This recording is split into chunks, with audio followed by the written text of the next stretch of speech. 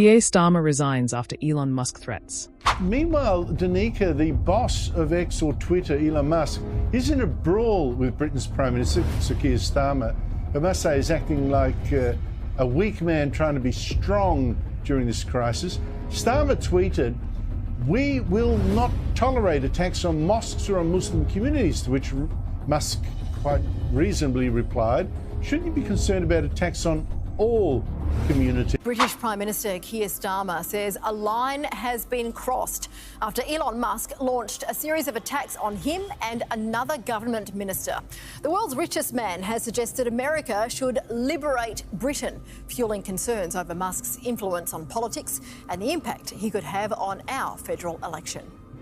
He's already close with the Trump family. Now Elon Musk has a newfound fascination with British politics. In a series of erratic posts on his social media platform X, the billionaire described Keir Starmer as despicable, accusing him of being complicit in mass rapes. The Prime Minister was previously England's Director of Public Prosecutions and handled the grooming gangs scandal, where men of mainly Pakistani descent exploited and raped young girls. The 2021 twice.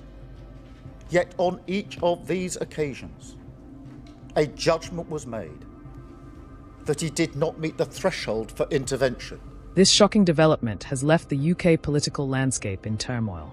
As the Prime Minister steps down, the Crown debate continues to fuel fiery discussions about constitutional reforms, raising questions about the future of the nation's governance. What led to this dramatic resignation? And how will it impact the already fragile state of UK politics? He's not fixing any foundations, he's making everything worse.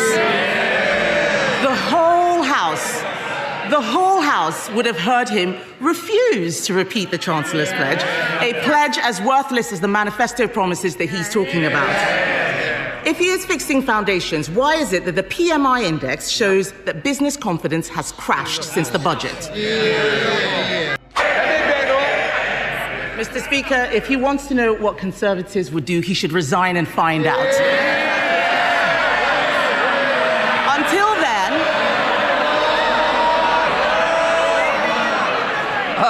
I'll decide when there's more. Mr. Speaker, until then, I'm the one asking the questions. There's a petition out there, 2 million people asking him to go. He's the one who doesn't know.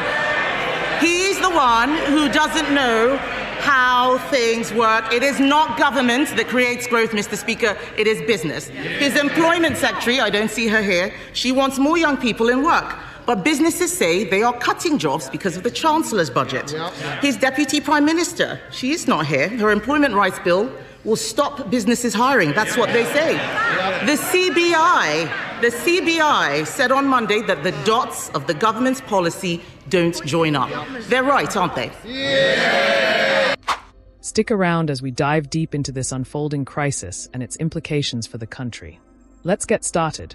Keir Starmer became the Prime Minister of the UK in 2024, marking a significant shift in British politics as Labour returned to power after years of Conservative rule. However, his tenure has been marked by a dramatic drop in public support, with recent polls showing his favourability ratings at an all-time low.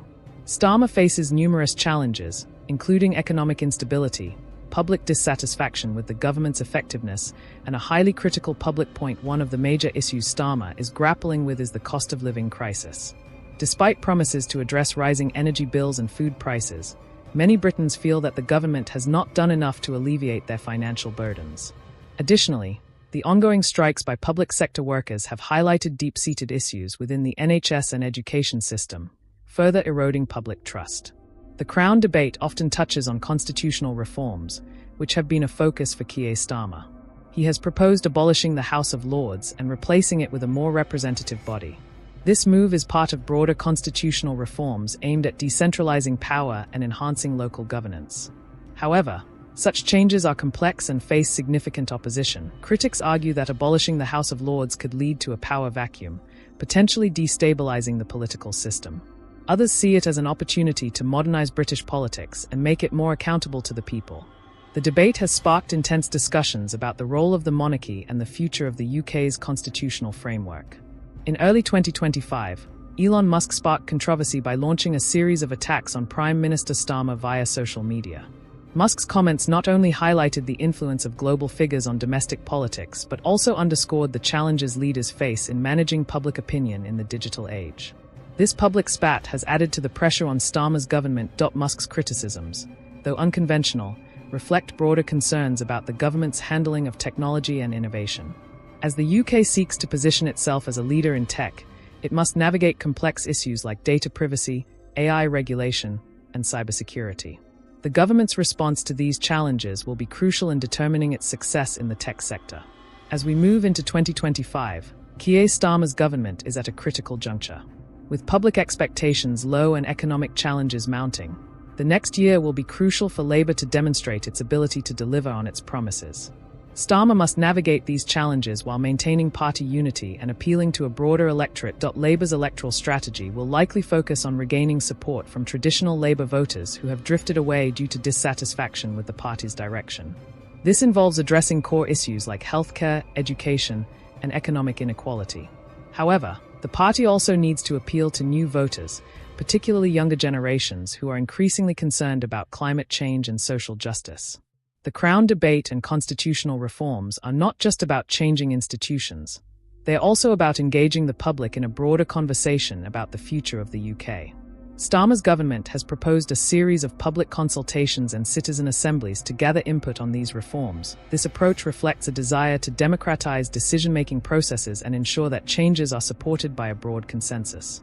However, it also poses challenges, as engaging the public effectively requires significant resources and a willingness to listen to diverse perspectives. Global events, such as the ongoing conflict in Ukraine and the economic downturn in Europe, have significant implications for UK politics.